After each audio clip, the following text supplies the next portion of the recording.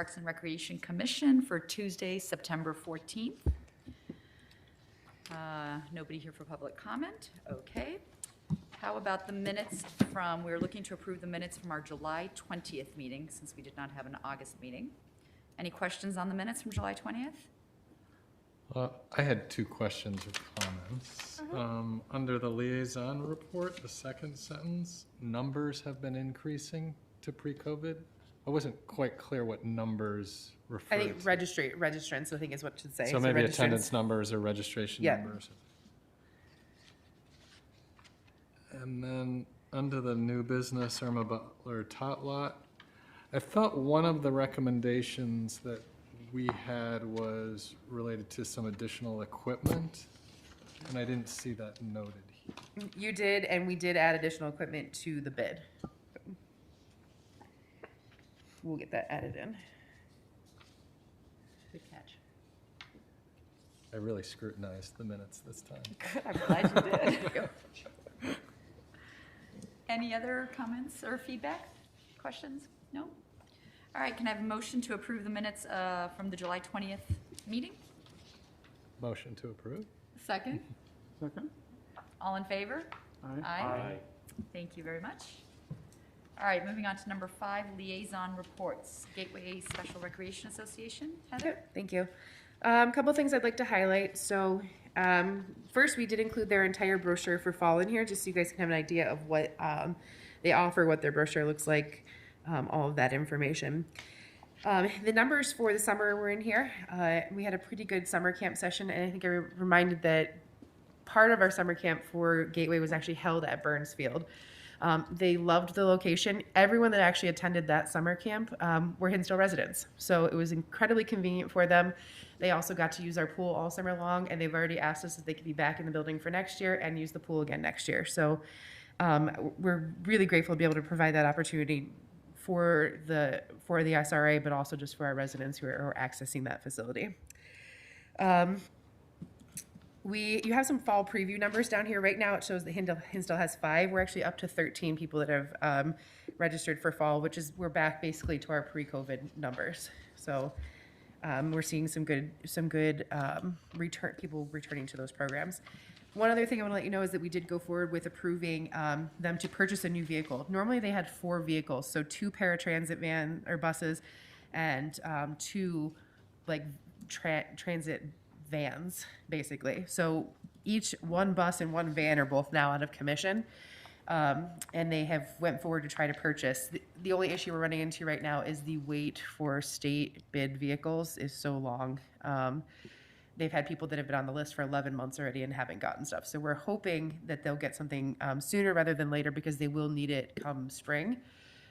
In the event that they don't get moved off that list to be able to purchase, Ray Graham, who oversees the Gateway SRA, Ray Graham does have a fleet of vehicles that they can loan us for the time being. So it's not like we would be without anything. We would just prefer to have our own vehicles available. So, any questions about Gateway? Just for clarification purposes, Can you just explain to me really quickly these intergovernmental agreements between the Elmhurst Park District and the Willowbrook Park District with these SRA funds? So were they upgrading their equipment, their parks, they were making them accessible? They were doing components of it, yes, that allowed them to upgrade it, yes. Okay, and that all comes out of this Gateway budget? Yes, we all pay a certain contribution amount and it comes out of that. Okay. Yes. And as of now, all of our parks are accessible? No, they aren't all yet. So when we do our playground, components of them are. Our bathrooms all are, things like that. But when we do our upgrades, like with Irma Butler, we're going to be changing some of that. So one of the things we talked about with Irma Butler was changing the ground. So instead of having mulch in there, that's when we're going to a turf or poured in place surface so that it's accessible. And it'll be at grade. So instead of having to step off of a ledge down into it, it'll be even with the sidewalks. So things like that. And then we're also adding some accessible pieces of equipment.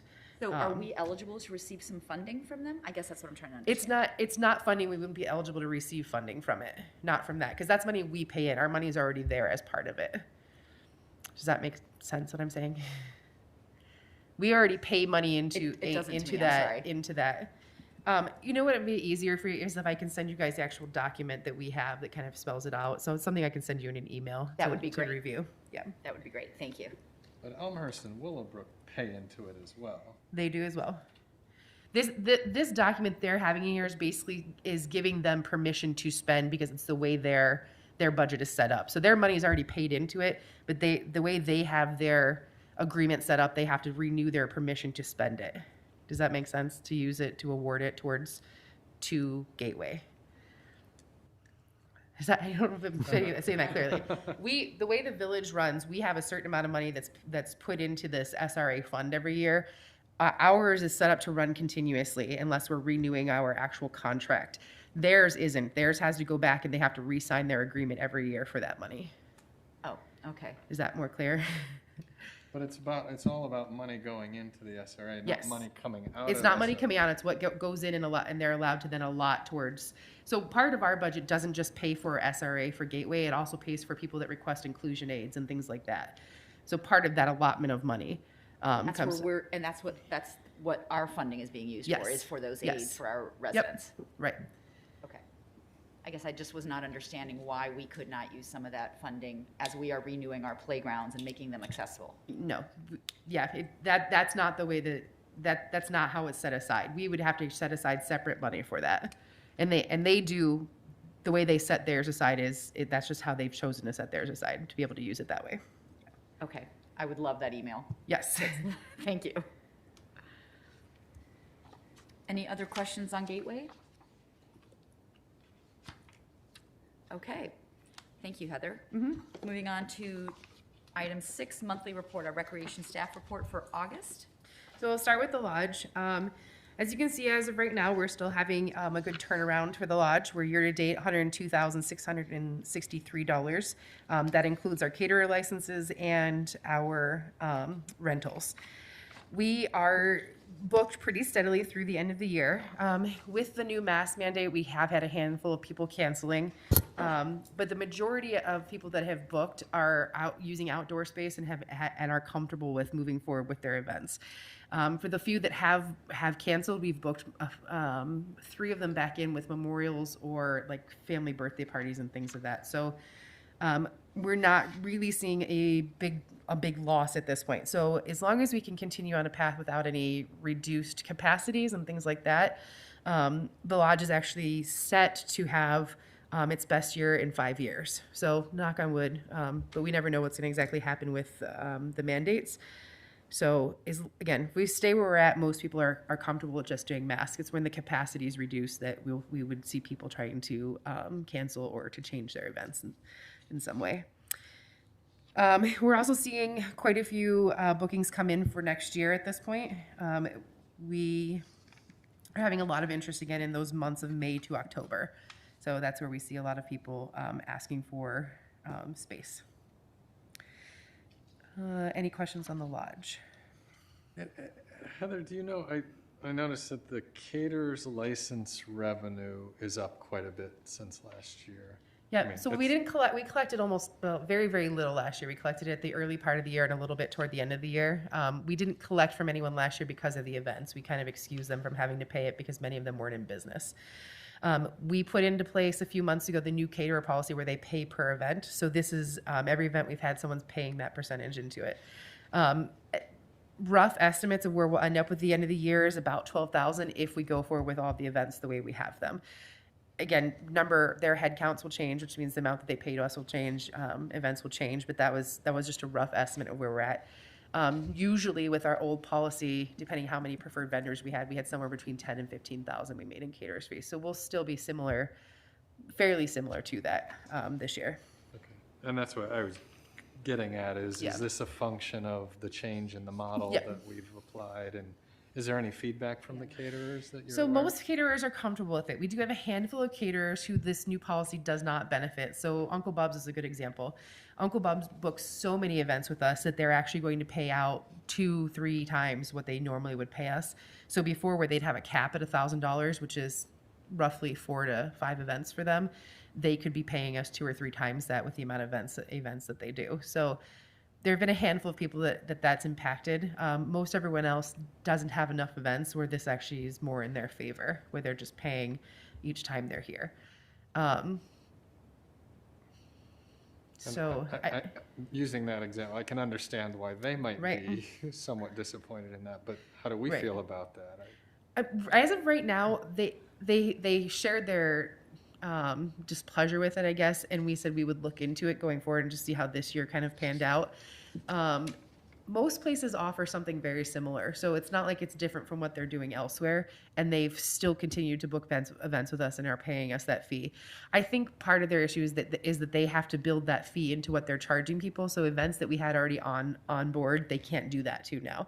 So what Hillary did do for them is the first 6 events that they had this year, she said, we're going to let you pay this set amount for these events. Anything new, you're going to be paying this fee for, which seemed to work out for them. And knowing now that they know that they need to build this into a fee, it doesn't seem to be as much of an issue. Heather, what's our cancellation policy, and have we been more lenient with Yeah, so they have a cancellation of 30 rentals? day, it's 30 days basically they have to cancel. We've been more lenient because of COVID. So right now when someone wanted to cancel just because they don't want to wear masks, they're forfeiting their deposit. The way we kind of looked at it is a mask doesn't prevent you from holding your event. Now, if we're telling you have to cut capacity and things like that, it's different, but nothing changes outside of the fact you're asking people to put a mask on when they're in the building. So for people that have canceled due to the masks, they're forfeiting their deposit. But anyone who wants to change things outside of that, like if it's a capacity related or just something else, or if someone ends up sick, we've been letting them transfer it to a new date or get their deposit back. Okay. One more quick question, Heather. I know we're having a really good year.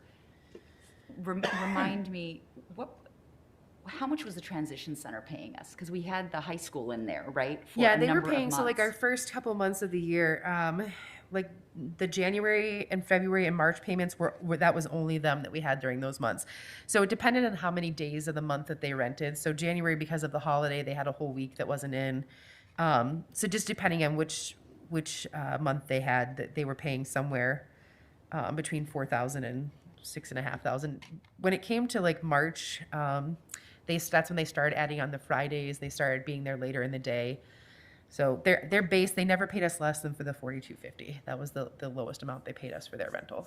So do we think that we'll be able to recoup some of that next year with new events? I know it's kind of far out, but we're really not booking into that February, March, April timeframe at all for next year. Yeah, we're not seeing a lot right now. I think potentially that we can. There's going to be a new push for marketing with the lodge again this fall. And we're going to be doing some minor repairs and work out there again. So I think we will. We do have a new staff member on board who's very good with social media too, and she's been creating some new marketing pieces to try to get out there. So I think they'll be able to recoup at least a portion of it. Yes, yes. And they're still hopeful. The school has asked still about a handful of other days to use the facility and hasn't ruled out completely not using it. So there may be just some rentals there that we see too. And there's probably just a lot of uncertainty right now, right? People don't want to book. Okay. Thank you. Any other questions about the lodge? Sorry, one minor That's okay. nitpick. Is there a time where it would be appropriate to switch the table on page 2 into a calendar? Oh, yes, we or- can. Yeah, yep, we can change it. We can change it to full calendar years. I know, it gets confusing sometimes to understand which month is in which year. We always just try to show 5 full years, but I can easily switch it to show calendar year versus fiscal year. Yes, we can do that by month. Yep. That'd be great, thank you.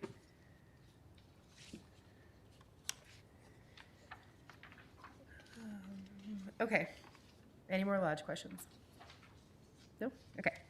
The next thing we have is the brochure and events. So we're currently working on the winter spring brochure. I think if everyone here gets our newsletter or the brochure, we're asking people for feedback on how to proceed with the brochures. We plan to present this at the next meeting, just so you're aware. We have gotten, sorry, Simi, close to 100 responses now?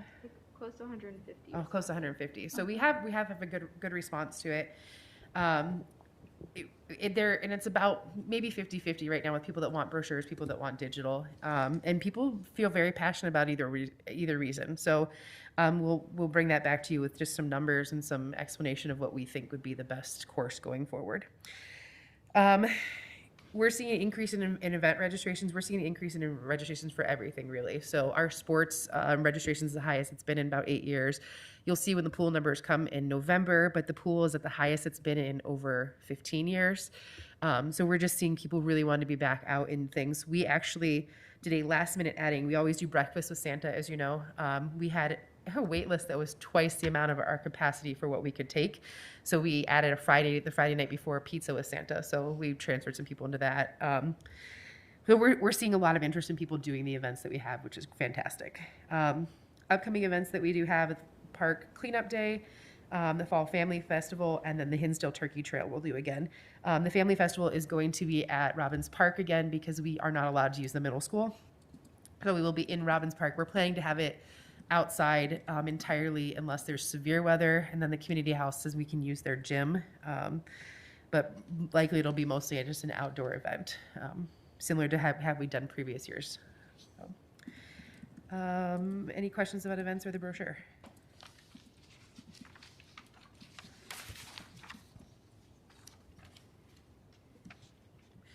Okay, for fall fields, so we're adding a lot of last minute fall field rentals. And actually, for the first time I've been managing fields now for 6 years, and the first time ever I have VEC softball field is booked all fall long. We've never had that happen, but there's so many places that are looking for places that are running fall ball that haven't, places that are just looking for home fields, things like that. So the softball field is booked there. We have all of our soccer fields, all of our lacrosse fields, and our football fields are all being used throughout the fall. And I mean, hopefully we have had some really great weather the last couple of weeks. Hopefully it stays not too dry, but just enough that they'll be able to get all of their rentals in. Fall field numbers, because spring was still on the light side, aren't quite back to where they were for a normal year, but we are seeing an increase into the revenue there. Park stuff. So I think all of you got the invitation for the Save Station AED that's going to be installed at Burns Field next Tuesday. It's at 5:30. The donation is from the Just One Mike Foundation in honor of Michael Brindley. So Michael passed away at 16 due to sudden cardiac arrest. And their family kind of decided that this was a mission he kind of left them with, like to make sure that they're successful AEDs, because the chance of him surviving that sudden cardiac arrest would have tripled had he had access to an AED. So they've made it their mission. They're former Hinsdale residents. He played at Burnsfield Park as a kid, so that's where they chose to donate. It's been a pleasure working with Mrs. Brindley too, and even the Just One Mike Jr. board, who will be present at the event because they're going to help the fire department do a CPR demonstration. So hope all of you guys can make it out. There will be refreshments. It's going to be hot, but we have the building there with air conditioning and, again, refreshments. So. And then the last thing I have here to show you is the pool. So this was updated toward the end of August. You can just see our numbers based on the 2019 revenue. I didn't include 2020 just because it was such a weird year. It was not past revenue. It was all guest revenue. But you can see that in the daily fee chart on the next page. So you can see for the total year, we were at $78,450 last year. We've already surpassed that just in guest passes this year. And you'll see for the end of the season numbers, we far exceeded that previous year. And then our pass sales, obviously, too. Even our rentals for pool space had increased. So it was a banner year for the pool. I'm slightly nervous that we're setting ourselves up to not be able to meet it in the future years. But with the pool improvements, maybe we'll see. The pool is going to look beautiful next year. So hopefully we'll still see that drive for people to come. And we will talk about at that time, like our plans for operation next year, programming and everything. And I think you'll see it be a more normal summer with some of the changes we did this year staying in place, like the earlier hours and things like that. But any questions? Heather, are the improvements starting? I know there were things. They actually started the day after we closed. So Is Monday that the pool what- closed, and Tuesday they had drained the pool. They were pulling the sand out of the filters. They're tearing up the deck and everything. Yep, it's all started. Is that why the dog days was canceled? Or Yes. Was that a COVID? Yeah, was we to were get the concerned product? that if we went forward with dog days, because the pool needs to at least have water in Oh. it. We were concerned if we went forward with it that it just never knowing how weather is this time of year, that 1 week could push them back severely and it would jeopardize our chance to recoup the grant money. So we didn't want to jeopardize our grant anyway. And Oh, yeah.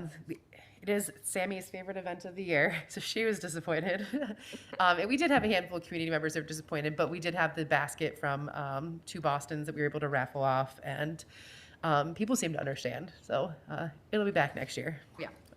So Heather, I know we'll talk about it more the next time, but in terms of the revenue that we're seeing for this year, what's just ballpark, what's our like break even in terms of revenue versus what? Gosh, off the top of my head, can you think of what? Can't think off I'm the trying to top think of off the my top of my head because our expenses fluctuate so much. Just for an idea, our staff expense went up by almost 30,000 this year. 15,000 of it is directly related to the minimum wage increase, but then we had so many extra hours, so many more rentals, things like that we saw extra. So that right there is 190,000. So that pays for passes basically. God, I'm trying to think of what else would be. I can send you something briefly in email. I don't want to Well, we say can just something talk on, about it next time. camera that's completely wrong, but I as of right now, I'm thinking that we'll be 30 plus grand in the black as of right now. So And we're doing that in November, right? We'll do yes, the it'll be at the November meeting. Yeah, you'll have a new concessions thing for November. You'll have the pool report, and HSC will have their contract renewal then too. So. Great. And then the last page in here, which I think we left at your seats, is the parks maintenance report, which John joined us today. You guys can all, instead of just talking about him, he's you, actually John. here for you to see him. Everything that you do is highlighted on here, but what I want to call attention to is where John writes at the very back of the page, it says other. He doesn't really allot hours to this, and I always try to get him to do this, but these other things are what really end up taking a bulk of our staff's time up.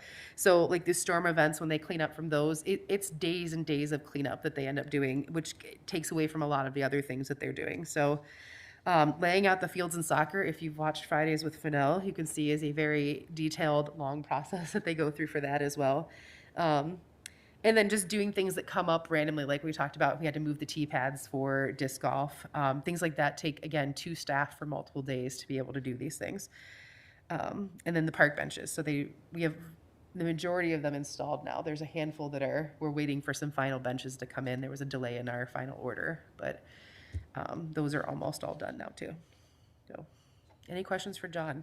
Were those tee pads, were you replacing ones that were no longer, were they cracked, were they, No, or were they're- they new ones? Yeah, the whole 13 and 14 threw across the new lacrosse field. So it threw across the field, and we were worried Talked about about, that, yeah, right. so we moved it so that it sat to, and there was an issue with it being in the corner. There was a bad line of sight. You couldn't really see, and we had some vandalism issues back there. So we decided to move everything to the west side of that new lacrosse field. Really, it's hole 13. Instead of throwing northeast, it now throws just straight north.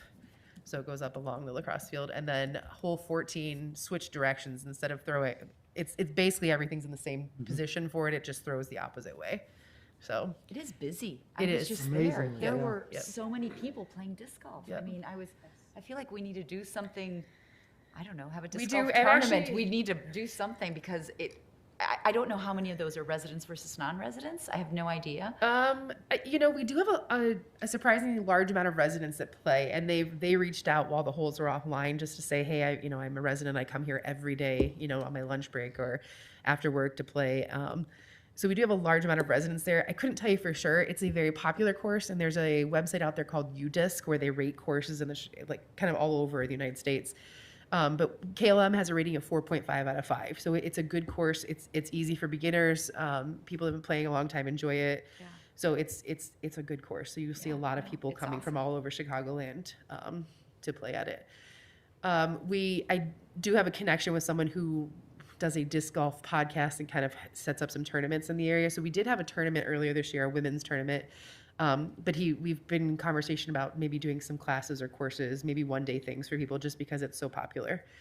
So it's things to look forward for next year that we're trying to work out. People play in the winter, Or or is it more? a little bit. I would say it's more of a nicer weather. You will see people out there in spring. Your diehard people will go out there. But really you see more of them spring, summer, fall. Can I ask a question about the trees? Yep. So when you do when we respond to the tree event and the wind and whatnot, how much do we do, right? So if there's a tree down on somebody's private property, the village doesn't deal with that, right? Or would the homeowner deal with that? Or are we just dealing with trees that are on the parkway, or what do we do? We're focused on trees in the parkway, Okay, maintaining the streets open for foot traffic, maintaining the sidewalks for pedestrian traffic. If there's a very large storm, the village manager has the authority to have village staff clean up brush that's brought to the parkway. But generally speaking, brush from a storm on private property is up to the homeowners. so do we have the trucks to, if we have a big storm, we have a lot of trees down, it's dangerous, do we have the vehicles to do it ourselves, or do we have to deal with outside vendors that remove trees? Both. We have two vehicles, two chippers with two chipper trucks with a chipper box on them. We have one aerial lift truck. And then depending on the intensity of the storm and intensity of the damage, we have two contractors every year, one for tree pruning and one for tree removal, that we can call in on a contracted basis to augment our village staff. And then I would imagine we have to compete for their services, because the other villages are probably pulling them in as well, right? So, Yes, but knock on wood, they've been very responsive to the village. I mean, they've bid on our contracted tree work, and hopefully they want to continue to have good relationship with the village. okay, thank you. Yeah.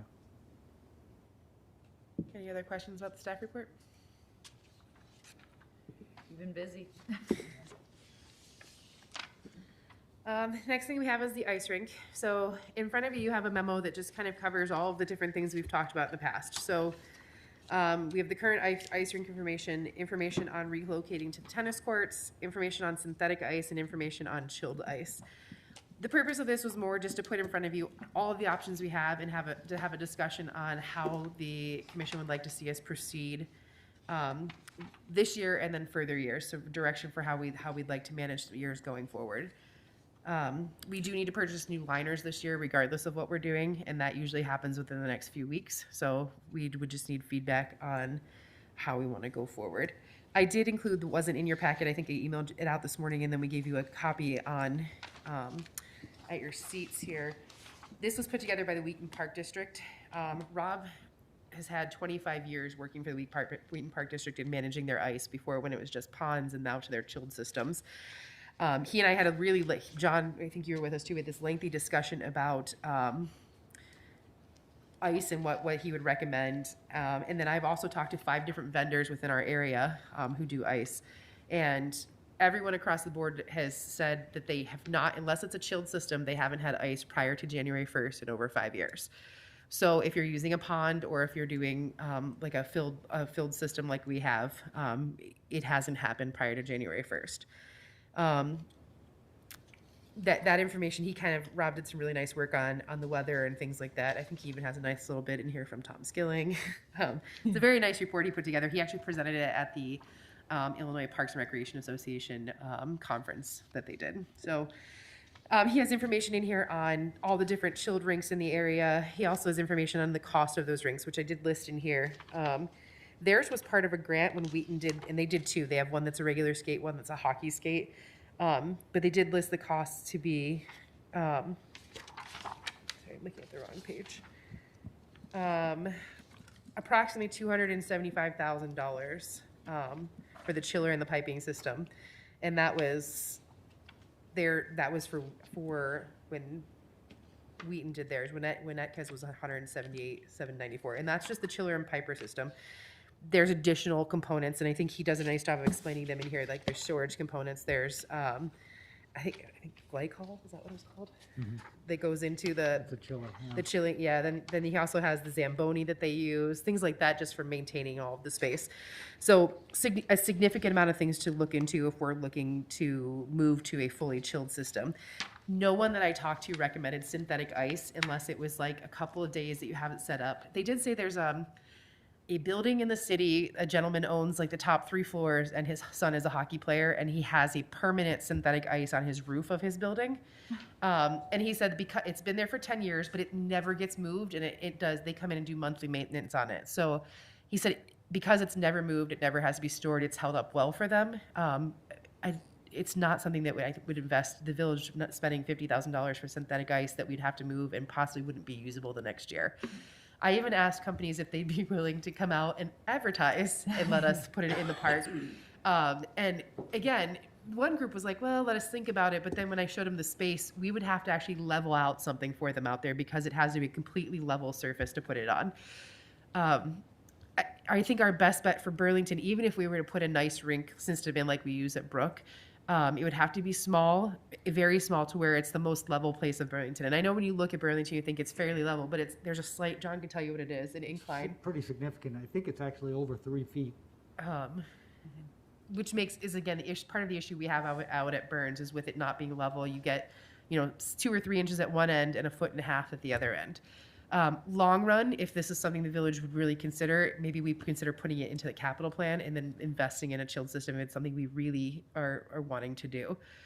I looked at these and I didn't think either one of those scenarios is really viable. I think it's more than just the cost. I think it's the infrastructure. I think it's the nature of what it is. You're kind of running an ice rink, right? So it's a kind of a permanent structure, and Right. And the chilled one, all the infrastructure and to me, those two just didn't make any sense at all to me. It's almost like, I think in long term, if we were gonna do something where we were looking to build like a family center, or we were to change the nature of the village, maybe you Sure. change the pool and you build a structure, you do something, I could see that, but to go and just kind of rip up one of the parks to create this big infrastructure and the tubes and the wires and I didn't like the looks of any of that personally. I think it's changes kind of the nature of the village, just looking at, that's just my opinion, but not even including the cost. The cost is Yep. high too.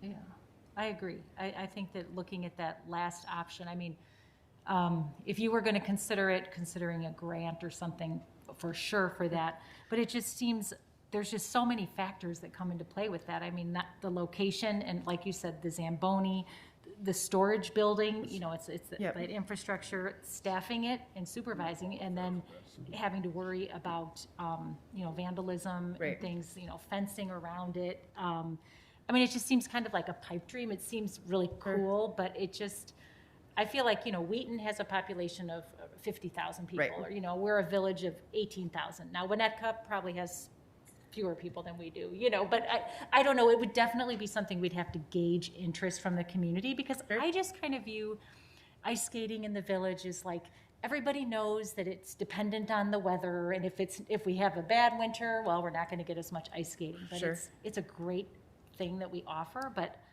I feel like it's a little excessive, that option. So with that being said, is everyone fairly on the same consensus with the synthetic and chilled ice then, unless anyone is super in favor of those? Okay, so then we would talk about what we currently do versus the tennis courts. From a staffing point of view, the tennis courts have pros and cons. The pros would be that it's secure. We could potentially lock the gate. Not to say we haven't had gates cut, but we have the ability to lock the gates and hopefully provide some security to that space. It's a flatter surface, which could reduce the freeze time by a day or two. The cons, again, we're putting holes in our brand new tennis courts, which when we've talked to Clarendon Hills, they do have, it requires more frequent maintenance, and you're going to have to redo the courts sooner because of the holes. They can cause further cracking. We don't have lights there currently, so we would have to bring in some sort of lights. We'd have to rent lights for it. We couldn't do the same size large rink we have now. We'd have to do one rink or 2 smaller rinks. Pros and cons of our current space. We currently do 1 large rink. We could do 2 smaller rinks. We did used to do that as well. Do you remember, do those freeze slightly faster just being smaller? Not Particularly. significantly, no. So we have the option of doing either 1 large or 2 smaller again in the current location. Obviously, freezing is an issue. Vandalism was an issue for us last year. We do have current lighting out there, so we wouldn't have to get any lighting. I think they both have pros and cons, and I don't know if you have a preference on what we do, how we move forward with it. Both of them are going to be contingent on the weather, though. Like unless we have significantly colder December, we're looking at probably late January, like we have the past. I mean, Five years. that 6 days is the big factor, right? right? To me, that's the factor. If it was one day, you'd have a lot of days that we Right. could use it. It's a six consecutive Right. days, that's the thing, Yep. right? And I don't know if there's any way we could, and that's got to do with the depth of the ice and the fact that it's not all Right. one level, and you wonder, is there a way we can work to make the ice sheet more level underneath it and make the ground around it? I mean, even if you cut off 1 or 2 days, Right. you're gonna go from 30 days a year to 40 Right. days a year, right? I mean, it seems like that. Right. But to me, that seems to be what the big factor is. I don't have an answer for the level. We could look into that, putting in some fill in the current ice rink area. If we got 33 days last year, do we know how many Clarendon Hills got using their tennis courts? I don't, but I can find out. Right, and it seems like by using the tennis courts, you're still have 4 consecutive days. Right. I feel like if the tennis courts, like you're saying, if it was 2 consecutive days or 1, it seems to make a bigger difference than Right. just, it's still 4. But we're still looking at least 4. Yeah. Yeah. Yeah. Is I'm it- I'm sorry, surprised did- it's still 4. You would think you could have a dramatically thinner sheet of ice, but. I'd just like to know what the incremental. I can ask them. Was it, I'm sorry, I didn't understand. Was it suggested that possibly we could regrade that area of? I think that's what you're saying, is that you could put some We fill could in. either fill, not necessarily shave, but maybe fill in the lower area and make the whole ice rink area flatter. And that could potentially That improve seems freeze like a time. pretty good idea. So would that be a smaller rink then? Why didn't anybody think? No, of that would be our sooner? current rink size. No, but it'd be smaller than what it is now because we wouldn't be filling as big an area, right? No, what I'm saying is what we could look at is, leveling the area where our current rink sits. Okay. So you could still use the same size rink in that area. It'd be See, great that's if we the could perfect stick it on the spot. new lacrosse field, which is nice and flat in the back corner of KLM. Even those have a grade to them. I think it's a It is I think it's a pretty significant 7-inch. grade, Yeah. North to south on that field. Oh Yeah. my gosh. Yeah, both of our lacrosse fields, neither of them are entirely flat. They both have a grade to them. I guess is there another location that's flat, that is at a park? Like, I Well, think, potentially, but you have the warming house there, you have the lights there, and you have the historic, you know, situation where everyone knows the rink's at Burns Field. Yeah, I think this is what we were talking about at the end of last year is where has all of those things that you need, like the somewhere that can be used as a warming house that has the lights and has the space for it. And there was nowhere that we had come up with yet that actually met all of those needs. The other option, like just for the tennis court option, might be to consider, at some point, the tennis courts are going to be resurfaced again. They will be resurfaced again, yeah. Those were done 5 years ago, so you've maybe got another 3 to 5 years on them. So, and maybe when that naturally would occur, then there's some other things to consider about like removable posts or, Right. you know, sort of more permanent Yeah. holes to accommodate the and I'm ice trying to rink that aren't- understand, like, how many holes, where are the holes? Are they in the middle of the courts? Are they just at the periphery? I mean, I So your don't, holes when you secure the system, how far apart are they? They're on each panel, because that panel's gotta hold the ice in. So we have 90-something panels that hold the liner together so we can fill the liner up. So each one of those panels needs to be secured. So that's 90 a lot of holes, holes. or- yeah. Yeah. Okay. And more if you do 2 rinks versus 1, since we don't have posts removable at this time. because I guess, I think, long-term, I was thinking, would our village like to have lit tennis courts? I mean, we have no lit tennis courts in town. I don't know if that's even, you know, if that's feasible, if we're looking kind of long-term capital plan, that would be a good spot if we, you know, I don't know if it's the 6 at Burns or whatever. If you light the courts, then you've got lights, and then, it, you know, you're helping tennis, you're helping possibly ice skating. Just something to throw out there. We could keep status quo for now. Right, it And do sounds like- that at sort of a natural. Yeah, as Yeah, we're break moving point. forward, thinking about things. I guess my question is, how many people ice skate? Like, what's the usage of these rinks? I don't think we've ever truly measured it. I could tell you last year it was just in driving by and seeing them. Last year is the busiest we've ever seen it. But again, I feel like it has that COVID thing to it where this is something they could get out and do. I still think there's a large, I think John George would tell you too, because he's commented on it numerous times. I think there's a significant population of, especially our youth in the area, that do like to ice skate or play hockey or things of that nature. So I would say that it's fairly heavily used. I just don't know the number. And this is something we can try to survey and gather information on just to kind of estimate it. But I don't. They're putting a camera out there? We did put a trail cam in. You know, it Yeah. might be I mean, kind of there's fun always to- people out there, and if it was used Yeah. 30 days a year with all those kids, I mean, to me, that's not too bad. I didn't think it was that many days. That's Yeah. not too bad at all. I mean, as somebody who takes their kids there, I took my kids there several times when it was open, and there's really two contingents. It's the kids who want to play hockey, and it's sort of parents who are bringing their much younger kids to start them skating. Sure. So you kind of have those two contingents in there, but I mean, every time I went, it was pretty packed. So are 2 rinks the way to go? Like, we've been doing 2 rinks, right? No, we do one large We rink. did one large one. We okay. have done 2 rinks in the past, and then the feedback from the commission 5 years ago was to go back to one large rink. The people Because it preferred. was larger. So I guess back to, do you prefer one large rink still? Would you prefer 2 rinks again? And before we did it, we said, one rink is supposed to be open skate, one's hockey. Right. It doesn't work out. It doesn't always work out that way. But yeah, I mean, without it being staffed 24/7, which we wouldn't do. But right it- now, we have 1 rink and we have 1 liner for this We have season. 1 rink and Is 1 that liner right? for the season. Yep. The liners run for the large rink. They run about 3,500. So, just kind of varies. So to have a second one it's a significant budget amount for us to have a backup rink, and even then, the setting it up, and you'd have to get the other one out. You'd have to somehow melt all that ice, get it out to put a new one in. So it's kind of near impossible to replace a liner mid-season. What we did last year with the rip and the liners, it thankfully just stayed cold enough that it refroze and wasn't leaking. So once it came to the point, late February, early March, when we were still up, it got warm enough that it was just leaking enough. There was nothing we could do at that point. So it didn't get cold enough again to refreeze that hole. But other than last year, the last 4 or 5 years, there hasn't been much activity. Previously the vandalism has been mostly to the warming house, not to the rink itself. Yeah. But in terms of days usage also, last year was 33, but as I recall, the 2, 3, 4 years before that. Yeah, there so wasn't much at all. 2019, I'm trying to remember, 2020 we had ice rink. I don't remember the total number of days. 2019, it was a very short season. 2018, we didn't have anything at all. Oh. Yeah, so.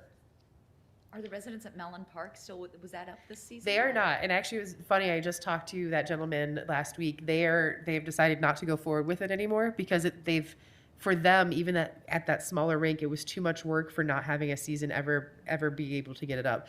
When I talked to him a couple weeks ago, he said, we've decided, we actually sold all the equipment. We decided it wasn't worth trying to wait for the weather to turn around because they haven't had it up in 3 seasons. Yeah. What's the issue with Stow Park? Stow used to, there's an actual detention area that they used to flood it, is my understanding. I don't know how long ago that was, do you? It was prior to 2007. Rink there. It's been a while, and there's no bathrooms down there. Yeah, no lights and no bathrooms, but there is a natural, Field would, it might work for a field. That's the one I had thought of for the Was it rink. kinda Because designed I'm for like, that? Yeah, it's a and then you nice figure out circular, the lights yeah. in the yeah, But the lights and the. porta-johns or whatever. yep. I mean, John, from your standpoint, from the maintenance standpoint of doing this year after year and all that's involved in it, I mean, do you feel that it's still, a worthwhile venture to do the ice Well, rink? And My very unscientific response is absolutely, because we're out there in the morning putting water down to freeze so we get a nice, hopefully a nice layer for the people that night. And Burns is very busy in the morning, and the residents of Northwest Hinsdale, as they're walking to school or whatever, they're stopping and they're, talking with staff and, giving them good feedback on how important it is to them. So I think it is one of the things that, in a minor way, kind of makes Hinsdale. Sure. Yeah, I think it's great. Yeah, I just- The warming house, when they used to have hot chocolate and stuff, it's very, very Christmassy and wintry, and it's Yep. We It's a just can't cool do it at thing Christmas. If the weather, I mean, if that's the the weather problem. allows it, if it doesn't allow it, it doesn't allow it. That's the but- holiday you need it for. Our plan would be, again, obviously, any COVID mandates that come out aside, we plan to have the warming house staffed again and have things there again. So that would be kind of come back. So just to be clear, everyone's comfortable with status quo this year, and then we want to look at other alternatives. So maybe we'll bring this back maybe to the agenda early next year while the ice rink's open and kind of evaluate it as it's going and see what we would like to do. What's the lead time that we need and cost for regrading? Because I love the regrading idea. I'll have to look into that. It all depends on the volume of material required. Soil. And we'd have to put some survey lines out there and see exactly how significant that west to east downslope is. And just to be clear, the purpose of that is to try to decrease the 6-day freezing time? Or is that what we're thinking? Possibly, I wouldn't guarantee it, but it would, what happens is, like Heather said earlier, on one side, water will find a level. So if the ground's not level, we'll have 2 inches of ice on one side, frozen, ready to go, and 9 inches of ice on the other side, not frozen, not ready to go. So the entire rink is not open. So it might still take 6 days, even if it's all may. level. It may.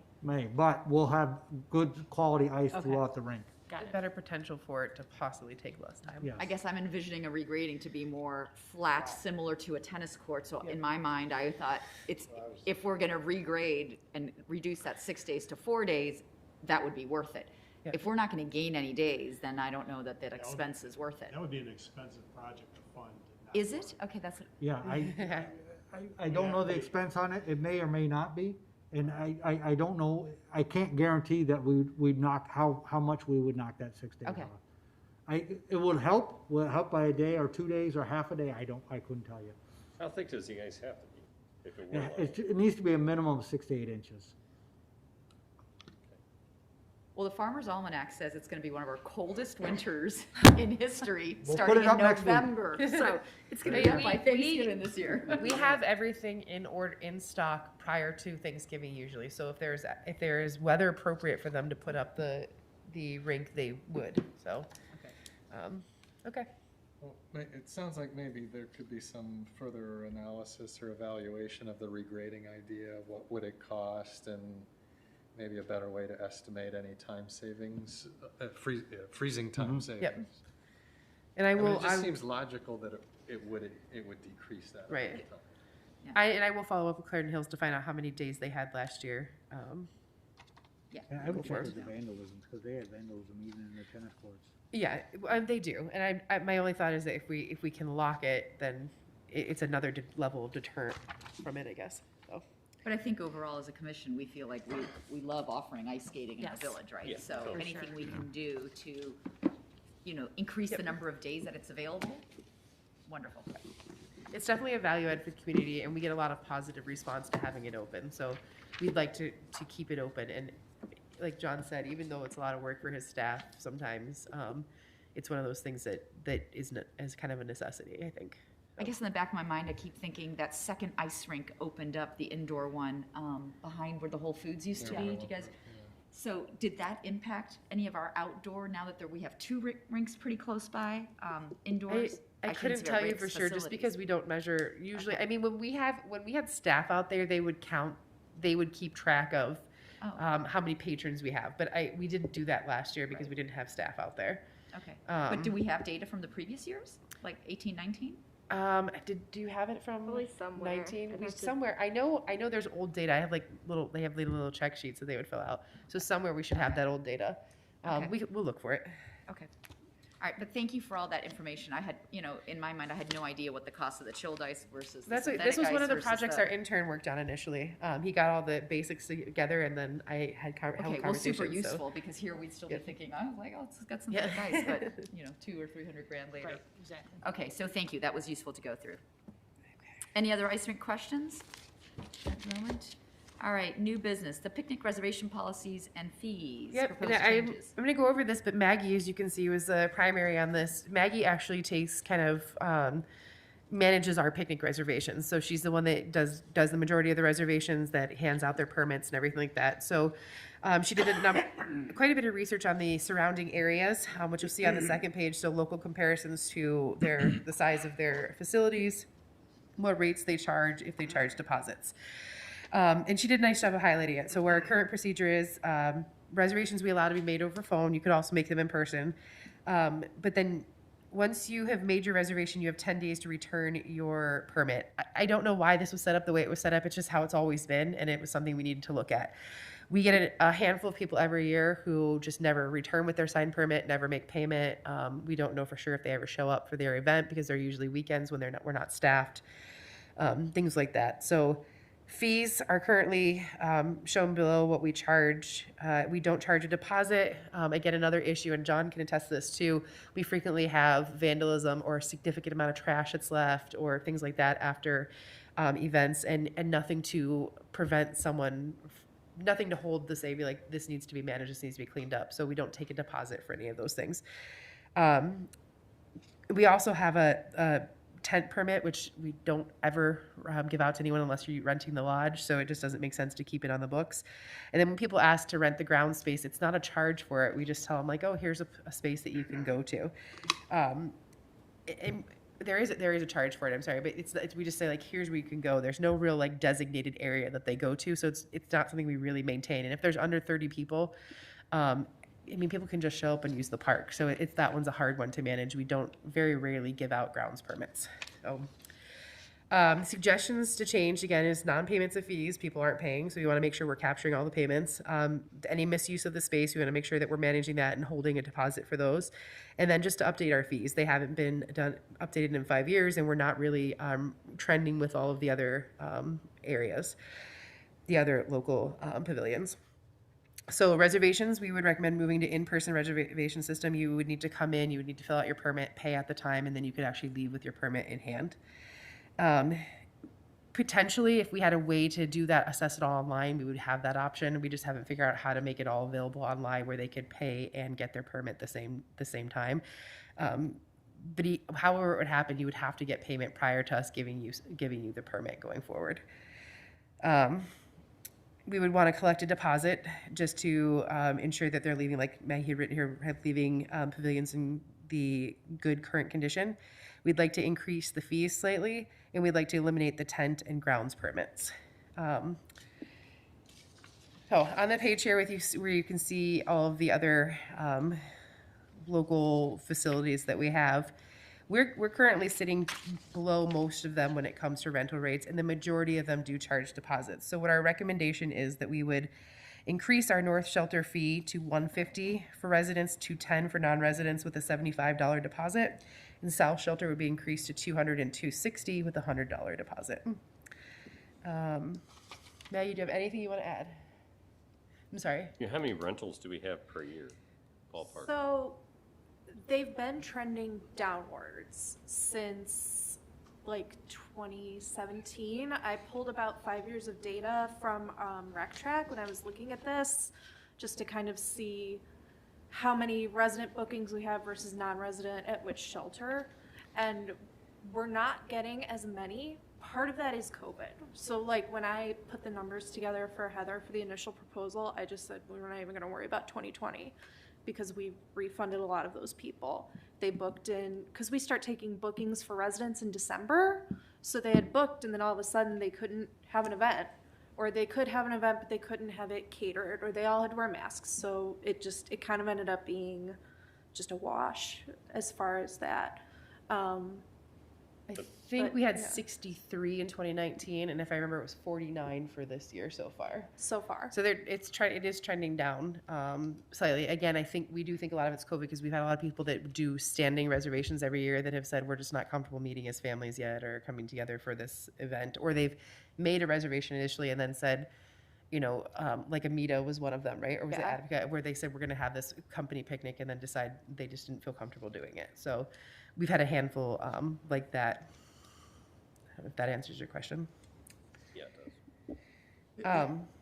So our recommendation is to propose is to increase the fees, remove the two permits that we really don't issue, and then to start assessing a deposit. We'd like to put that in the brochure for winter, spring, because reservations do start December 1st for residents. Is there any feedback to this, or? I have just one question. Yep. Is some of the variability in the fees related to sort of size of the shelter area? For our, Yeah, and for some of the ours, so comparables. our south shelter can hold up to 150 people, our north shelter can only hold 80, so that's where the difference in fees. Plus the south shelter was redone with our grant in 2011, so it's a nicer facility than the north shelter is. It also has the park bathrooms right next to it, both playgrounds are by it. So. Same thing with the other locations. So they base some of theirs are based on the number of people that they allow. Some of them base their fees depending on whether you're going to have 100 or 200 or more. And again, their shelters vary based on the size of number of people they can hold in their facilities. What do we do? Burns has like a little shelter. I'm not sure which other parks might as well. We usually would rent that kind of like a grounds permit. It costs $30. It's mostly people that live near the park who are like having their kid's birthday there. Yeah, we do a handful of them a year. It's hard because it's so small. You really basically get 4 picnic tables in there and that's it. So again, Maggie, like you had said, it's people that want to do birthday parties, or every once in a while, like if someone's renting the basketball court for a yoga class, they'll ask if they can have the pavilion in conjunction with it or something. Yeah, it's just a very And I'm sure people use it without right. renting. A lot of that. Right. Yeah. Yep. Do you know how many, sorry if you already answered this, how many of the rentals are residents versus none? Do you remember off the top of your head? We definitely get more non-resident rentals than we do resident rentals. We get a lot of companies that book picnics with us that aren't Hinsdale companies, so unless they have a Hinsdale resident that can make the reservation for them, they're assessed the non-resident rate. Our nonprofits, any of our Boy Scouts, Girl Scouts, anyone who's a nonprofit that rents does get the resident rate too, which we do get a significant amount of nonprofit rentals. Yeah. But it seems like it's reasonable. This is the same rate increase. The last time that fees were increased was 2016. So it's been about 5 years, and we did increase them $50 at that time as well. So it does track with what we've done in the past. And it does, again, it still keeps us comparable with what the rest of the area is doing too. So how easy is it to handle the deposits, returning the deposits? Is that just a check that you tear up and So- you don't cash, or? In my past life at another park district, we actually filled out the park permits on like a triplicate carbon copy form, and then we held a credit card number on the top copy, and it was shredded once the picnic pavilion was returned in good condition. Okay. So we would call them and we would say, hey, you totally trashed this pavilion, so we are going to charge you the amount of your security deposit. I mean, obviously as a courtesy, but we don't make it a policy to really hold credit card numbers in general. But we get a lot of residents that think we do for registrations, and we don't. That's what I'm getting to is I'm just wondering about, you're recommending that it be an all in-person reservation system. That Yes. seems so COVID unfriendly, and it also seems that if these are mostly companies that are not local, somebody's not going to drive over here to rent a park. I think they would just rent somebody else's park. That's easier. Right. Or problem shelter. That's that why we're we looking at doing have- something online. I think Yeah. there's a potential for it. We just don't have it set up yet. Okay. The problem Yeah. that we have now is that they call me, they do the permit over the phone, and then I send them a permit. And there's no way for, like, if the police department stops by, if they show them a signed permit that they've just printed out and signed, nobody knows that they're not supposed to be there. So I don't want them to have that piece of paper in hand until we've collected their payment and approved it and gone through all of the Right, rules that's what I'm and saying. I think everything. an online payment system is Yeah. absolutely. So what we potentially, I guess major recommendations tonight. Are you comfortable with us getting rid of the tent and the grounds permit, raising the fees, and then charging a deposit? We will come up with something that means that if you can't come into the building, you don't have to come in the building. You can do it online or whether it's over the phone. But the premise is that we would be collecting a payment prior to getting their signature on a permit. Yes. Okay. So if I mean, we can discuss more if anyone has more questions, but once we come to a conclusion, if someone would make a motion, just so I have a consensus from everyone. So we are looking for a motion to increase the fees to the $150 and $200 respectively, add a deposit, eliminate the tent and grounds-only permits, and that's it in this motion That's right it. now, right? Yep. So can we have a motion to do all that? Greg? Darren? Okay. All in favor? Aye? Aye. Okay. Thank you. And we will come up with a solution for it to be, so you don't have to come in to do it, but where you would pay prior to getting your permit. Wrap it right into the reservation system for pickleball. Yes. and- I know it's something that Rec Track can do. It's just one of those things that takes a while to set up and fine tune. Okay. Okay. All right. Any correspondence? No No correspondence. correspondence? Okay, number 10, other business discussion items. Item A, the KLM Dog Park. Okay, so in front of you, you have a memo about the KLM proposed dog park space. First thing I want to note is this is a discussion item. This will come back to our next meeting as an actionable item. So tonight, we're just kind of discussing, looking for some feedback. I highlighted in the first paragraph here, but the developer of Hinsdale Meadows project, the 55th and County Line, has asked us to consider doing a fenced dog park at KLM in lieu of additional lacrosse fields. As you're aware, they did complete the first lacrosse field in the northeast corner, a year and a half ago. So part of the agreement was to complete the additional 2 fields on the northern side of the park. And so they're asking for us to consider this in lieu of that. Why are they asking this? Sorry, do you want, go ahead. There's 2 reasons. One, it was a very dirty project. They actually made a hole in the fence at the south edge of their property. They drove a lot more trucks through there. It took a lot more dirt than what they thought it would take. And they ended up selling homes on both sides of the temporary entrance they set up to the park. So they had a lot of pushback from the residents to go forward with the additional parks because they absolutely did not want to live through that again. The other concerns we had, and I think this was a concern from some of the board members that I spoke with, was if we went forward with the second and third lacrosse field, if they didn't have enough dirt, according to the agreement they had, the village had to make up the difference. That's very costly for the village. The second reason was we would lose a significant number of trees on the north end of the park, and it would be a substantial change to the whole layout of it. There was some concern that I heard voiced that it would change the character of the park from a very passive park to a kind of a sports-centered feel. Didn't they know that before? We knew that going in. We were seeing less demand for the lacrosse fields. At this time, I don't want to close the door on the option of the additional lacrosse fields, but I think at this point in time, this is a better fit for that KLM park. So this was a discussion or negotiation. They have a selfish interest to do this, but we helped come up with the idea of this as an alternative. Yes, it was with some staff input that this might be a good solution rather than additional lacrosse fields. So this saves them the cost of the lacrosse fields, right? Yes, and according to them, and these are numbers that we don't have access to, the cost for the additional lacrosse field was approximately $220,000. And so they don't have to do that, so So what do they additional do? lacrosse fields would likely cost more.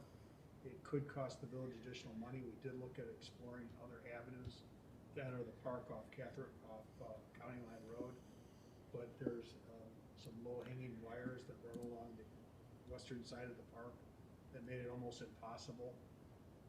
The contractor also didn't have a place on his property anymore to stockpile the dirt, and it just was a non-starter for us to stockpile the dirt at KLM while they were accumulating enough dirt to build the second and third lacrosse fields.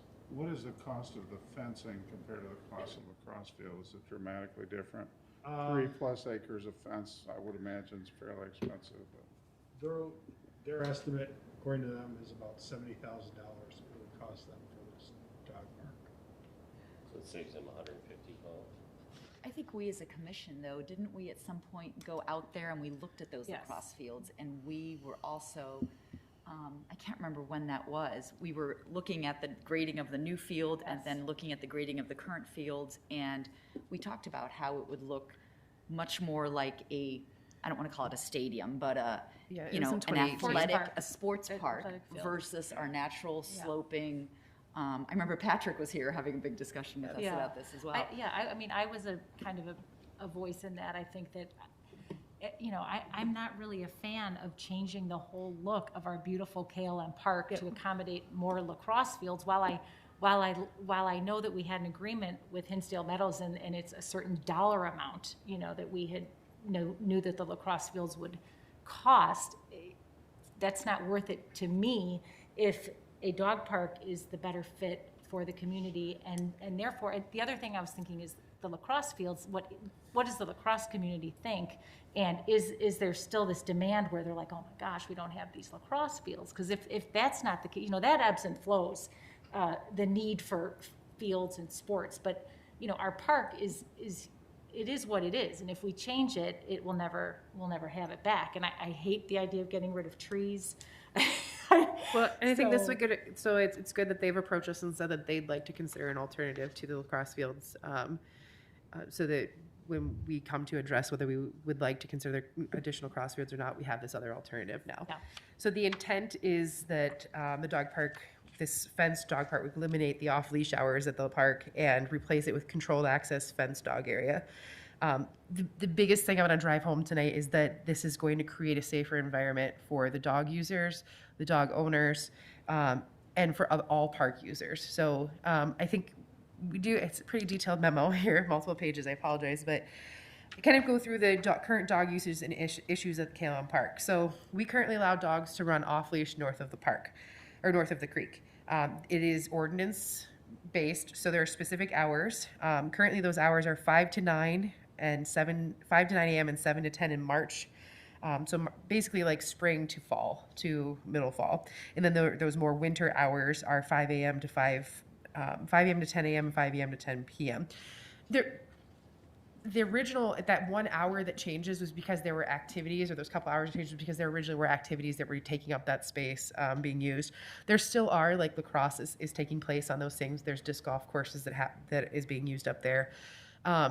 And it's mentioned in here that there is we get a handful of complaints every week from not just disc golfers and lacrosse people and residents, but from the dog owners themselves who call to say, my dog is running off leash and there's a mower in the park. My dog is chasing the mower. My dog's going to get hit by a mower. Or a disc golfer has hit my dog with a disc today. Or, a lacrosse, I got hit with a lacrosse ball at some point today. Because all of those areas, even though we post signage that these are multi-use areas or try to keep people from using the parks during the exact same times, kind of be more cautious of it, inevitably it's going to happen because it's a multi-use area.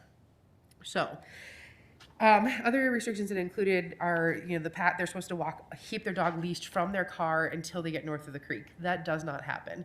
If you ever have a morning available to go out and look at the park, especially between like 8 and 9 a.m., hundreds of dogs off leash that run around the lodge, that run through the parking lot, that run through the playground. I happened to be out there for a meeting last week and almost watched a dog get hit by a car because a lady was coming around a corner and didn't know it was off leash. And we have had, with the transition program out at the school, we had to have a police officer stationed out there every day to make sure that dogs weren't approaching the transition students because we'd had some of them been knocked over or jumped on.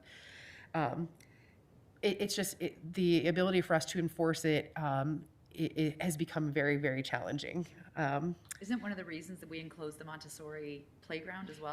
That's correct. That's why we enclosed the playground out there entirely, was to try to keep the dogs off of the playground because they were knocking over children or approaching children.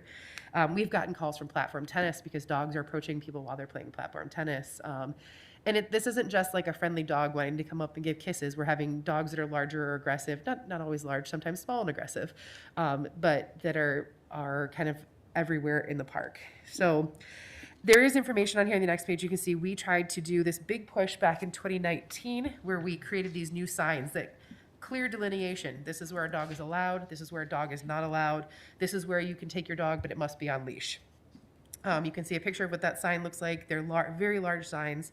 There's indications of where they are in the park. And then there's also markings of where the smaller signs that give all the ordinance rules and hours and stuff are throughout the park too. So you can see they're spread all throughout the park, near the parking areas. They're along the park pathways. The lodge has had to create signage that they put out for every event, that like the yard signs that say no dogs in this area, because we've had a number of weddings be interrupted by dogs running off leash. It's a continued issue, and we love that the dogs can have access to a place to run, but it also it's not safe for anyone in the park. There's a huge safety issue that we're running into. This controlled access space would allow us to issue a permit to someone to be able to use the space, which means we're then checking to make sure the dog is fully vaccinated and has its license, things like that we're not currently able to enforce. So you're providing a safer space for the dogs that are interacting too, so they're less likely to, if there was a dog fight or if there are other dogs in the area, they're hopefully not going to be passing diseases to one another because you know that they've been vaccinated and are permitted. I'm going to go back here with So is anything that- else. Yes. So I think that makes sense. Yep. To allow them to do dog park, but can we, in lieu of them doing additional fields, could we ask them to help out with Burns Field leveling? We're saving a bunch of money. Or could we ask them to replace the other fence along County Line Road? I don't know what the condition of that is, but is there other things they could be doing instead of just pocketing the $150,000? That doesn't quite feel like a fair trade. Yeah, right.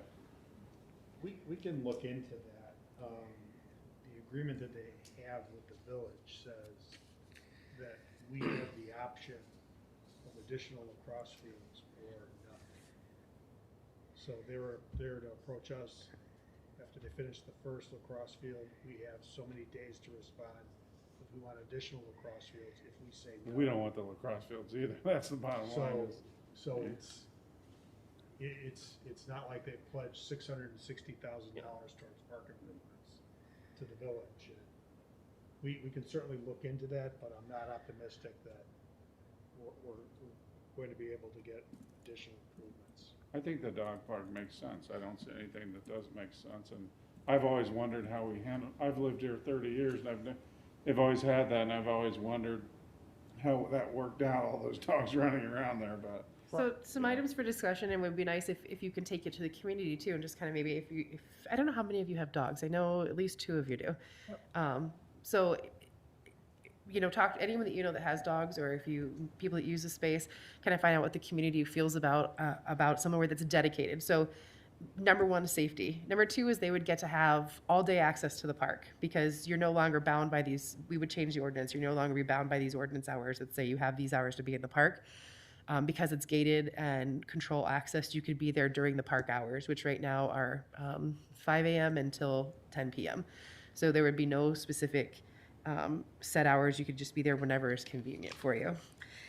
Things we'd like to kind of discuss still tonight and kind of get feedback at for the next meeting. Are you comfortable with the designation of a dog park in lieu of these additional cross fields? Are you just making sure you're comfortable with user access hours for the designated dog park being the same hours as the park is open? And then the idea of whether you'd like to charge fees or not. I know that it's been presented in different ways. Some locations charge a resident, non-resident fee. Some locations are free for residents, and their non-residents pay a fee.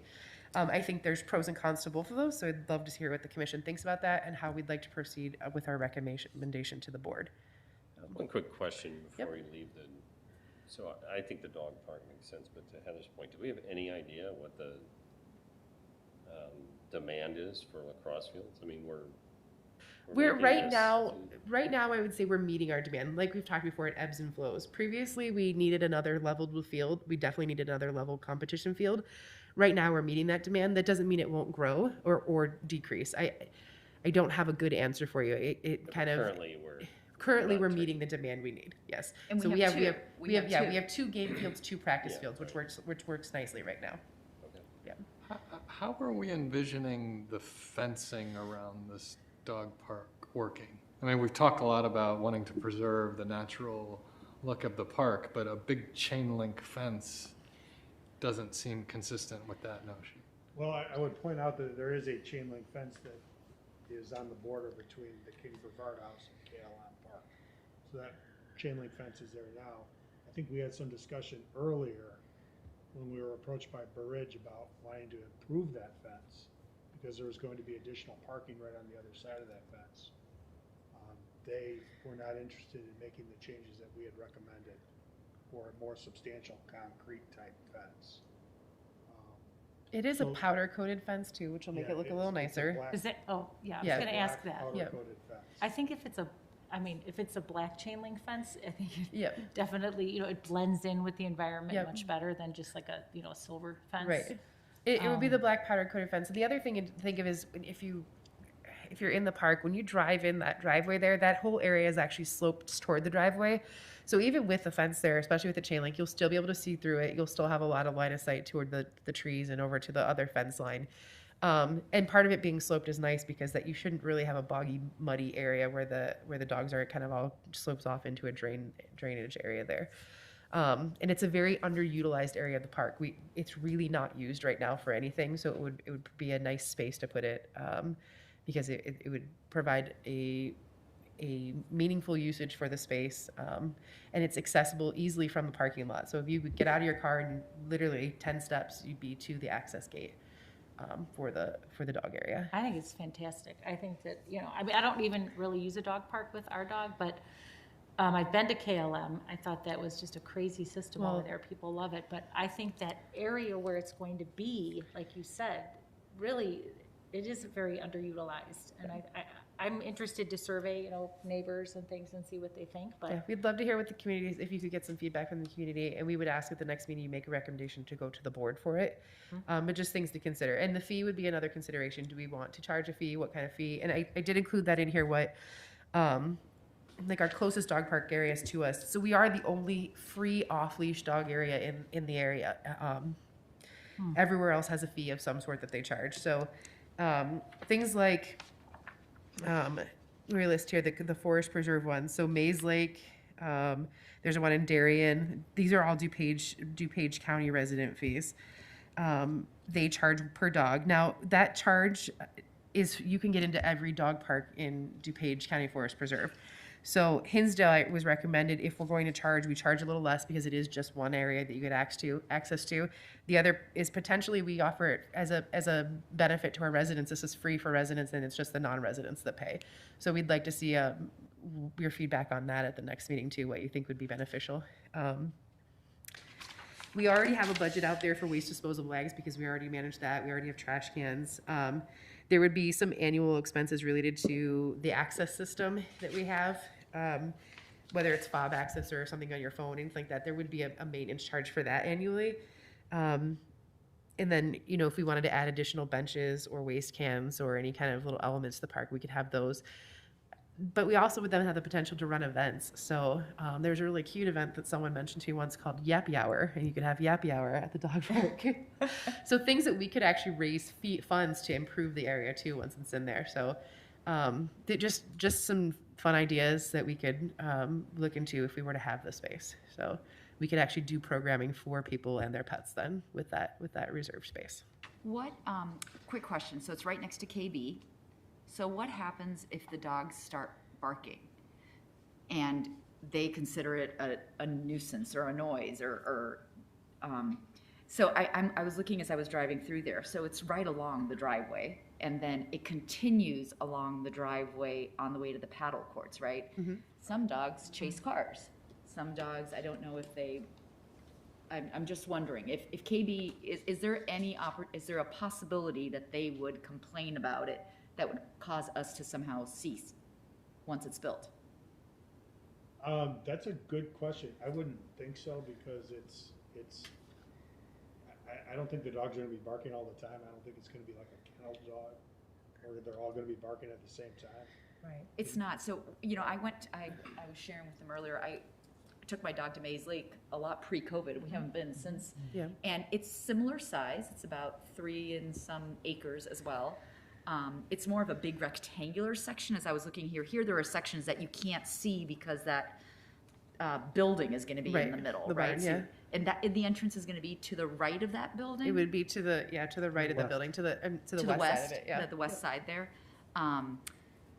But I guess my concern would be that it not be so close to the road.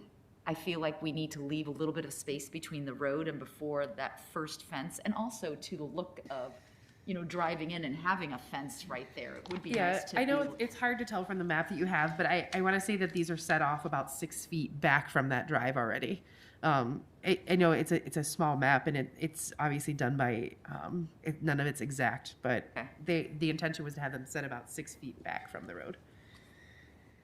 And And then I don't know. bring it up from the paddle courts as well. There seems to be a Yeah, the natural. red, so the blue part, you'll see on that map on your back page, there's a red line, that's showing it to bring it in a little bit. The red line includes the current acreage that's listed in here. Okay. So Heather, historically, enforcement of the rules has been a difficulty. Yeah, What- it's heavily what's your relying on view our police department. I'm sorry? It's heavily reliant on our police department, so that's who has to enforce the ordinance out there. So I mean, how does this get enforced? Well, so you'd have controlled access, so we would know who's going in and out, and they would have to have either paid for a permit or have registered with us to be part of it. So But it what would if be, somebody says, I don't want to take my dog to the park, I just want to let him off leash, let him run? well, again, so I think that if you have people that are compliant with something, they're going to report people who aren't. I think that's part of it. So you're kind of hoping that a little bit of that group mentality will help. I think initially, until we make sure that word is really out there, we would probably still have police do their regular patrols. And we do have lodge staff, so they could always call and report and be like, hey, I need enforcement because this is happening. So I think we would still, initially at least, be heavily reliant on the police to be out there. They would do as part of their regular patrols of the village regardless. There may be a little more initially, like I said, but once I think that word of mouth is out there and everyone knows what the rules are, I think I asked Brad this question too. There's a fine with our new leash ordinance. They would be violating that ordinance on leashes. So there is a fine related to that gets progressively worse with each access, and then there's a dog at large charge that comes too. So they'd be looking at some pretty hefty fines if someone were to continue trying to be off leash over there. Yeah. And we have no idea how many residents versus non-residents are using KLM right now. Well, in my scientific experience, Oh, where N equals me, I don't think there are a lot of residents that use the dog park. so I I think, think it's mostly non-residents. okay. I get regular calls from people They're non-residents. that are non-residents complaining about Frisbee golfers interfering with their dog park activities. I've had people call up saying that the park was given to the village as a dog park designation, which is absolutely not true. And I think it's a very cohesive group that meets there almost on a daily basis. There's a social aspect to it. And I imagine at the next Park and Rec meeting, there's going to be a large contingent of people. Well, that's what I'm wondering. Are they going to be Right. more residents? Because if they're more non-residents, I'm just not going to be as sympathetic. I think the I feel like majority we- of them are going to be non-residents. I think we do have a group of residents that do a population of residents that use the space. But I mean, just knowing those that I've interacted with, that most of them are following the rules that we've asked them to do, and I think would be in favor of something that provides safety, a level of safety for them, for their dogs, and additional hours. So I think we'll hear from a little bit of both, but I do think predominantly there are non-residents. And to kind of bolster that is that Indian Head Park on their website shares that KLM has a dog park for their residents, a free dog park. And I know Burr Ridge does it on theirs. It's the communities that surround that area say, hey, this is a selling point for them. There's a free off-leash dog park for you to go use as a benefit of living near here. So I think that's part of it. You do have a large contingent of those people coming from those areas that border KLM because it's advertised as a space for them.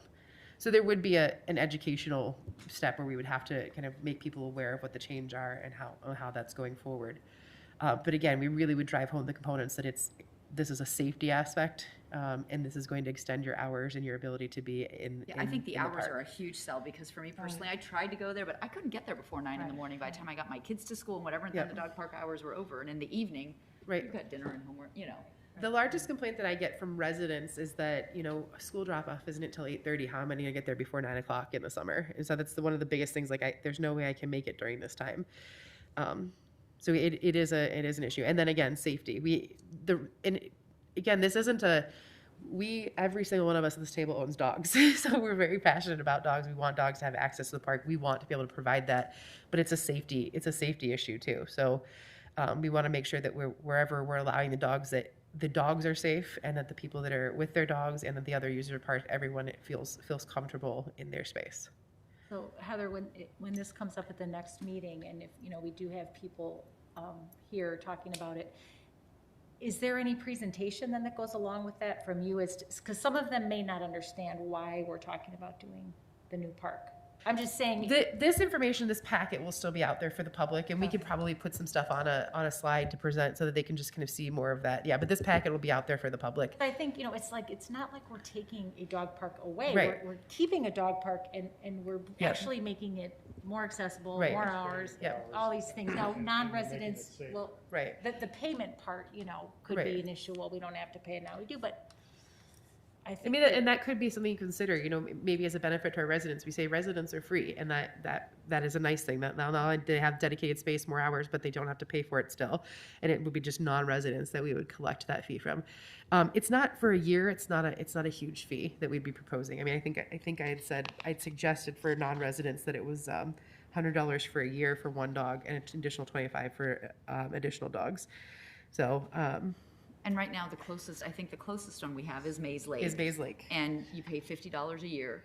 Now, there are, I think, 6 or 7 dog parks in DuPage County that you can use for that $50. And they're strict. The cops are there, and it's a $75 fine if you're. I remember one day I was in, long story, but I couldn't leave until the cop left because I didn't have my permit with me. So I love have something on your phone, let's have some sort of a system that allows you access electronically because everyone has their phone with them. But I do think selling it as a benefit to our residents would help. Right. What I'm concerned about is the size, right? We have like 12 acres right now, I think, that they can use, or It's 13 and a half that they have access to right now. down to 3.5. And there are a lot of dogs out there. So, Yep. but right now they're all compacted into those open hours. So if you think about maybe some of those people will want to go to some other dog parks, and maybe some of them will now be spread out throughout the day. And because right now, if you take that whole group, it's a lot of dogs Right. in a smaller space. And so we talked briefly about, so what Maze Lake has as well is they have a small dog Right. area. Like so if your dog's under 25 pounds, they don't have to run with the big guys. They can be, and it's really not very big at all, but I don't know if that. It's about a half acre, which again, that's something we could look at into this. Like if that was where the direction the commission wanted us to go, we could present that. I think it's the general idea right now that we're saying what would we like to do. I do want to highlight too, and I did put it in our summary in here, but when we did the community survey in 2015-16, this was one of the top requested items, was a dedicated dog park. There were 20 some items that people requested, which not one of them was a permanent ice rink, by the way. I wanted to say that earlier. It must be have been happy with what we had. Isn't it walking paths? But one of those items was a dedicated dog park. It was in the top 5 of the items that were requested. I think you might get more residents interested with it being dedicated, because I know that not all people are comfortable with their dog being in such a big area like that Right. off leash. Right. So maybe that's part of the reason. And I think why you have some residents that are currently letting their dogs off leash in the parks when they're not supposed to. I mean, that Right. new ordinance is maybe 2 years old or something, Yeah. right? But, people- in that every they park, yeah. Yeah, and so they may actually go down and use that dog Right. park. Right. And I think we may have a lot of residents who will use Galen Park because they're not concerned about being confronted by dogs. Yeah, there are a couple of larger, vicious dogs there that are intimidating to me, so. So, As Alice mentioned, and you asked with the police too, so not only would they enforce people not being off leash in other areas of the park, but they could also come through and ask for anyone that's using the dog park, like, do you have your permit? So that would kind of help control anyone who's like, oh, Bob bought a permit and he's gonna let Jim and Sue in with him, it would kind of help control some of that, to just make sure that people are actually there and they can present their permit.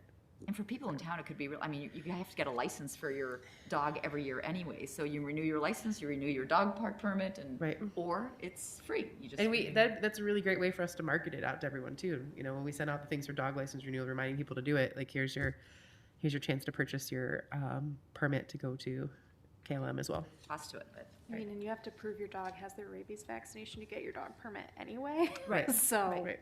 So you know they're vaccinated. yeah.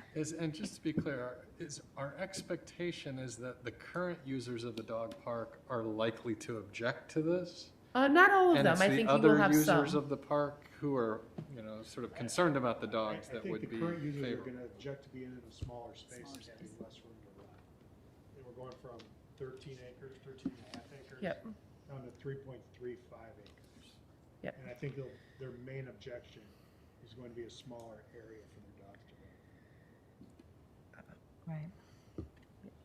I think at least a bulk of them will. I think some of them probably won't. It won't make a difference as long as there's an area their dog can run off leash. But yeah, I think that will probably be one of the issues. And then from there, I think it'll be if there's a fee assessed to non-residents, you'll hear some of that. When people come into our next meeting, when you're doing public comments, we will ask for name and address. So you'll have an idea, like if this is a resident, non-resident, they'll have a sign-in sheet. So we'll be able to gauge from that too. And are we voting at the next meeting then? Is that the I would, the intent? yeah, our intent would be for the next meeting, is that you'd make a recommendation for us to take it to the board, and then the board would review it. So I think it would be highly beneficial if we all speak to our neighbors, our friends, people we don't know, take a drive through KLM, take a look at the area. It really helps visualize that, but get some feedback from, I think we did this with the benches.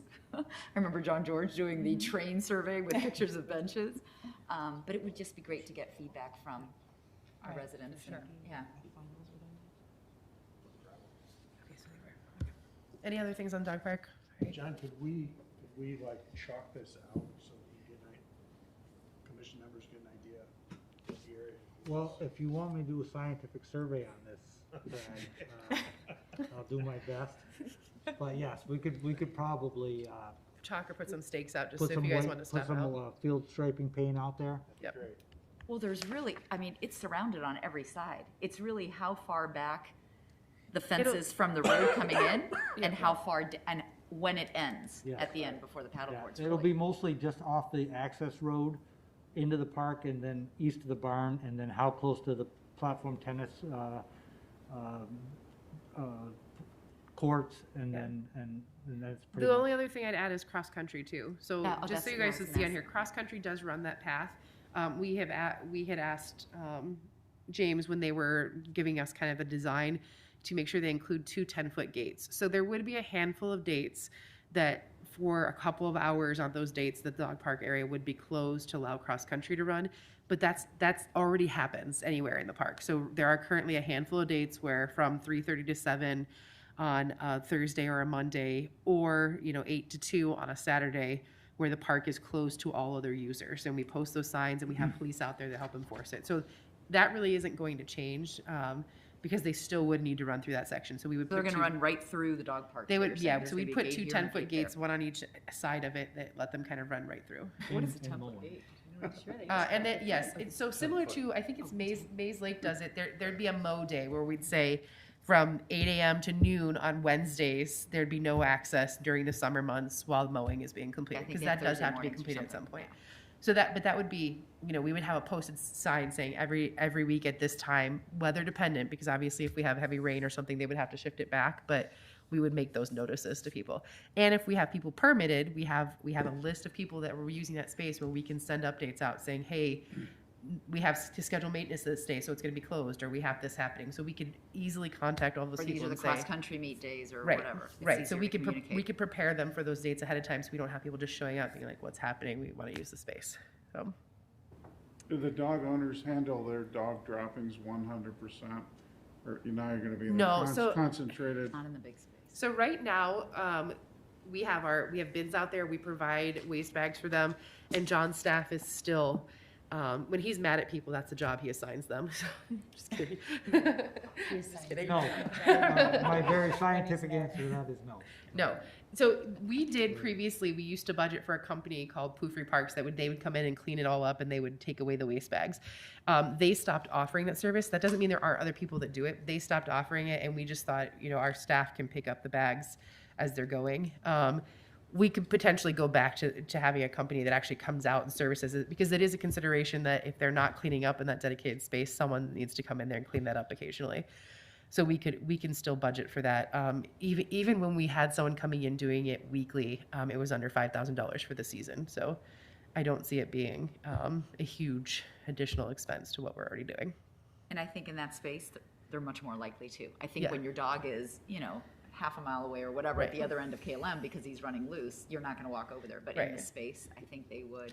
They were And, pretty good about it, again, and he's like- you have that group mentality. If you see a dog, you're not cleaning up after your dog, someone's going to say something to you. and the bags are there. Right, and the bags are there. are So, there, yeah. there's more likelihood that they'll actually probably try to keep the Is space cleaner. that space damper and more muddy? So I guess I'm thinking you're going from 13 acres to 3 acres, you have the dogs. It seems like it's more of a wet area, more of a muddy area. Is that gonna just turn into a giant 3 acre? No, that's what I mud was saying earlier. That area actually has good drainage. It drains down toward the platform, like But it toward has the a ditch lot in more that area. trees in it. A lot more Because trees. that's the other thing. It's- There's a lot more trees in Elevation there. wise, it's very similar to the north end of the park up Yeah. by the RML hospital. Yeah. So it shouldn't become a boggy, muddy, messy area. It should stay pretty nice because of the condition it's in, location. Okay, well, I guess the direction, just please talk with your neighbors, friends, come back and be prepared to make a recommendation at the next meeting. If you have questions in the meantime, call Heather. Feel free. John, again, we'll try the next week to get the area marked out and let you know so you can go out and take a look at it too. We're happy to meet anyone out there like we did with Crossfields too, just kind of look at the space and go over anything. Yep, thanks for the information. Quick HPTA hut update? So they passed their rough inspection and they're getting drywall up in there, so things are moving right along. I talked to both Mark and Marty in the last week, and I think that they said they were trying to hope for a October 1st possibly. But I think that may be a little aggressive, but I think that within the next month to 2 months, they're hoping to be able to. The outside looks open really it. nice. Yeah, it does. Yep. It's coming along. Okay. Our next meeting is October 12th. Yep. 6 And we do, p.m. just to let everyone know, we do have some pretty heavy agendas the next 2 months. So as long as everyone's comfortable, I keep going forward with the 6 o'clock meeting time. Just a lot of things like the pool reports. We'll have Hinsdale Little League is hoping to present a project to us. They have a rec agreement renewal to come up. Again, the dog things next time. Just a lot of kind of renewal contracts and stuff that they always come up at the end of the year. And we do not have a December meeting scheduled at this point, so likely it'll be October, November. We'll contain everything. So And the 6 o'clock meeting time still is good for everybody? Yeah, We like the earlier? great. Okay, great. It's probably better for you as well, right? I mean, it's nicer for us to be home To be before home 9 early, or 10. yeah. Yeah, sure. Okay, anything Across the else? Anybody has anything else? All right, a motion to adjourn our meeting? Motion to adjourn? A second? Second. All in favor? Aye. Thank you so much. Thanks for all the information.